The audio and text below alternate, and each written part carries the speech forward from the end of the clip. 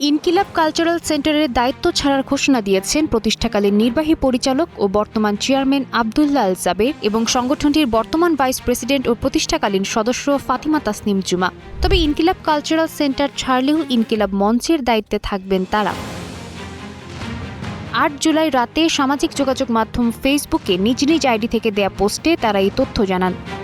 পোস্টে জাবের লেখেন, আমি আব্দুল্লাহ আল জাবের ইনকিলাব কালচারাল সেন্টার প্রতিষ্ঠাকালীন নির্বাহী পরিচালক ও বর্তমান চেয়ারম্যান। শহীদ ওসমান হাদি শাহাদাতের পূর্বে ইনকিলাব কালচারাল সেন্টারের ট্রাস্ট গঠনের উদ্যোগ নিলেও শেষ করে যেতে পারেননি। যেহেতু এটি প্রতিষ্ঠাকালীন সময় হতে জনতার আমানত হিসেবে পরিচিত এবং পরিকল্পনাও এমনই ছিল, তাই আমরা বিগত ৬ মাস শাহাদাত পরবর্তী উত্থাপিত ওয়ারিশ সংক্রান্ত ইস্যু সমাধানের চেষ্টা করেছি। তবে ইতোমধ্যে আপনারা দেখেছেন বিষয়গুলো আরও জটিল হয়ে পড়েছে।